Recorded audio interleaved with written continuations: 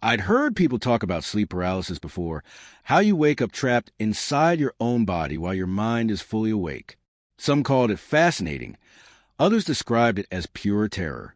I never truly understood it until the night it happened to me. Back in college, during finals week, my life was a mess. I was barely sleeping, chugging bad coffee, and clawing through endless notes for my biology exam. That night, I studied until the words blurred and my head felt heavy. At some point, I must have just crashed. Everything faded into black.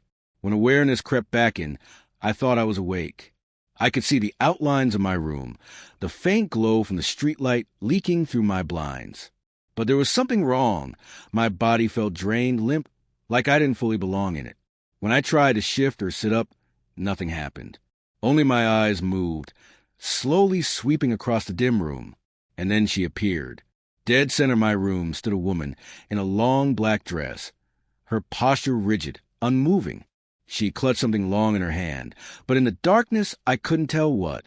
My first instinct was to call out, "Mom," but the sound refused to leave my throat.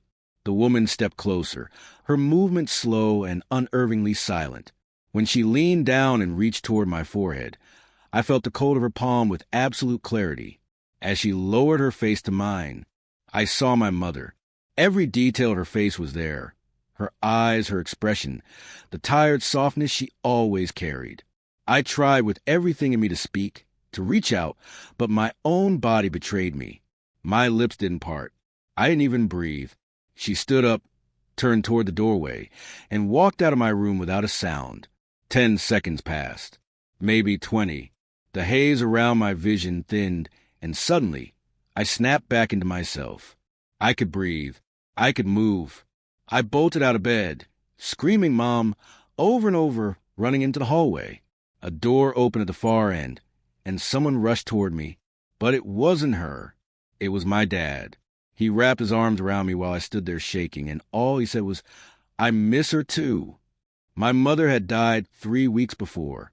Dreams were supposed to be strange.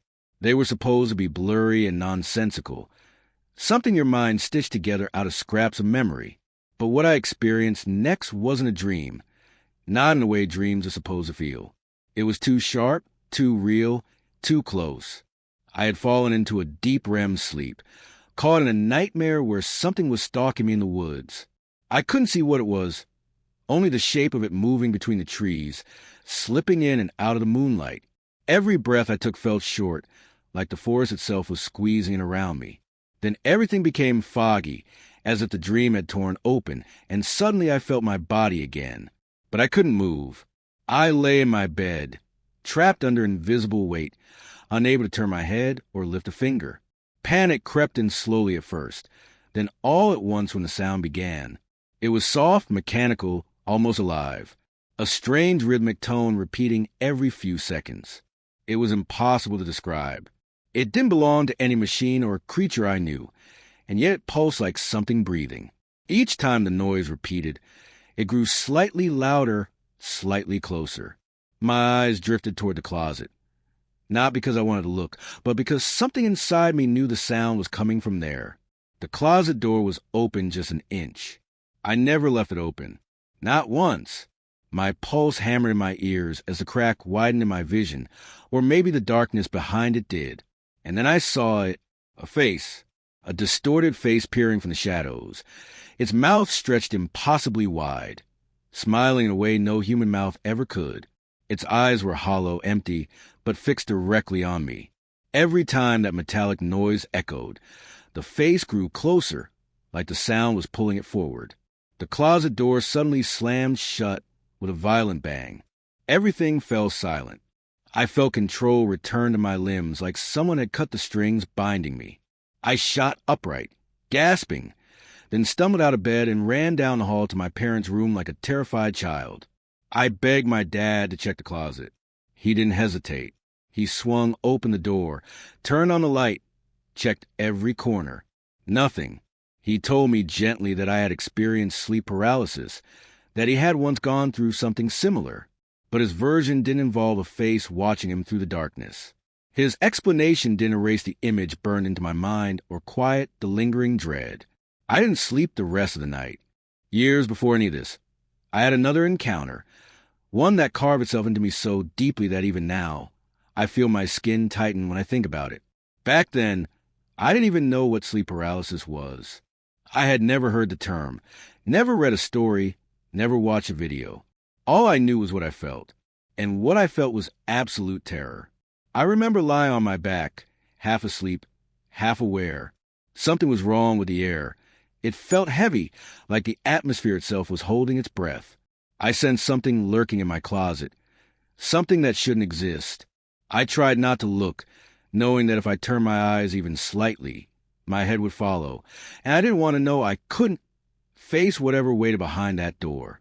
The harder I tried to look directly at the closet, the more my body refused. It was as if something was guiding my head away, forcing me to stay blind. Deep down, I knew it wasn't a dream. When I finally snapped awake, I shot up in a cold sweat. Relief washed over me, for a moment, but then the cold reality settled. I still couldn't move. My body was locked, frozen to the mattress. My eyes slid toward the closet again, not by choice but by some invisible pull. The door was cracked open, darker than the rest of the room, as if it absorbed the faint light instead of reflecting it. And then I felt it. Not sound, something worse. Laughter. It wasn't spoken out loud. It wasn't even auditory. It was a sensation, a sickening vibration rolling over me in slow, deliberate waves, radiating from the darkness inside that closet. The feeling alone nearly made me pass out. Before I could process it, something hurled an object out of the darkness. It landed squarely on my chest with a heavy thud. A head, a human head, eyes open, staring straight into mine. It was a girl I recognized from high school. Her face twisted, pale, empty. That was the moment I broke. I tried to scream, but only choked breaths escaped. My body trembled violently as I fought to move, to breathe, to fling the head off me, but I was trapped, completely helpless. Every second stretched into something indescribable, something unbearable. Finally, mercifully, I woke up for real. The transition was so abrupt that I gasped like someone had pulled me out of deep water. But the memory was too vivid, too raw. For weeks afterward, I woke terrified that I wasn't truly awake. Every morning felt like a test. Every dark corner looked alive. Worst of all, the laughter stayed with me. I didn't know the term sleep paralysis then. I didn't know it could twist your deepest fears into something tangible, something horrifying. I thought I was losing my mind. Even now, all these years later, that memory clings to me like a shadow, silent, cold, and waiting.